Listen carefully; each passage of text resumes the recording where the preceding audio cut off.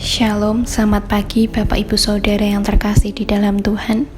Mari sebelum kita mendengarkan renungan suling pada pagi hari ini, kita berdoa terlebih dahulu. Mari kita bersatu di dalam doa. Mengucap syukur Tuhan untuk kasih dan kemurahan-Mu. Terima kasih untuk nafas kehidupan yang masih boleh kami nikmati hingga pagi hari ini. Tuhan, sebentar lagi kami akan mendengarkan firman-Mu. Kiranya Engkau memberkati setiap hati dan pikiran kami. Kiranya firman-Mu pada pagi hari ini dapat terus menjadi kekuatan untuk setiap kehidupan kami. Kami mau menyerahkan kehidupan kami sepenuhnya ke dalam tangan kuasa-Mu. Haleluya, amin. Renungan suling 19 Mei 2022. Nats renungan pada pagi hari ini terambil dari 2 Tawarik 14 ayat 2-15 dengan judul Tetap Setia. Asa melakukan apa yang baik dan yang benar di mata Tuhan Allahnya.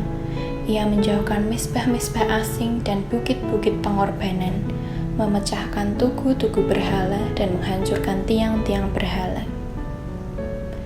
2 Tawarik 14 ayat 2-3. Kita tentu pernah mendengar cerita tentang seekor anjing dari Jepang yang bernama Hachiko. Hachiko diadopsi oleh Profesor Ueno ketika ia masih bayi. Saat hendak berangkat bekerja, setiap pagi Hachiko selalu mengantar tuannya yang naik kereta dari stasiun Shibuya, Tokyo.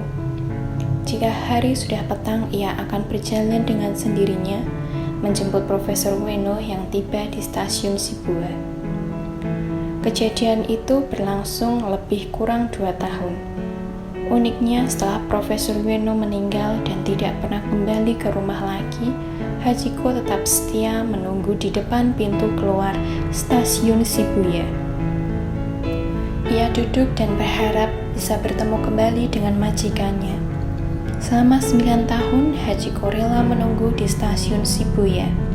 Cerita dan legenda Hachiko mencerminkan simbol kesetiaan.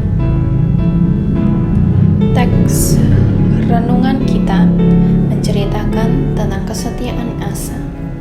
Asa adalah Raja Yehuda ketiga. Ia memerintah tahun 911 sampai 870 sebelum Masehi.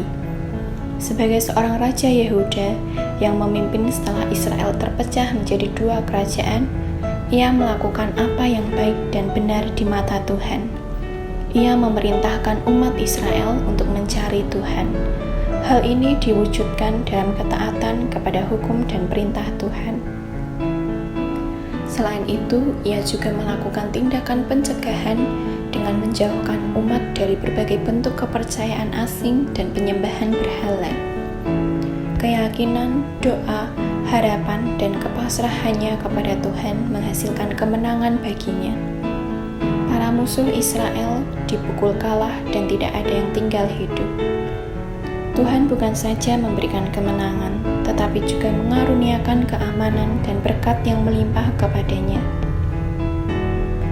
Belajar dari pengalaman iman Asa sebagai seorang raja, kita diingatkan bahwa kesetiaan kepada Tuhan merupakan hal utama dalam kehidupan sebagai orang percaya.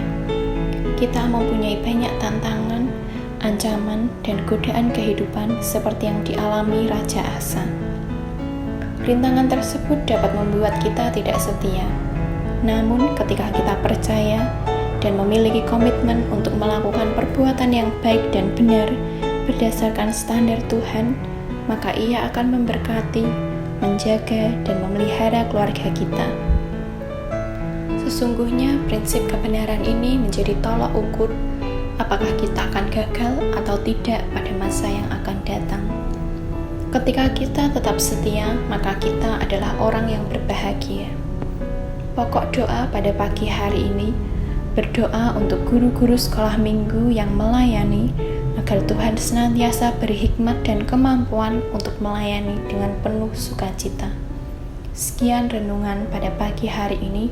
Tuhan Yesus memberkati.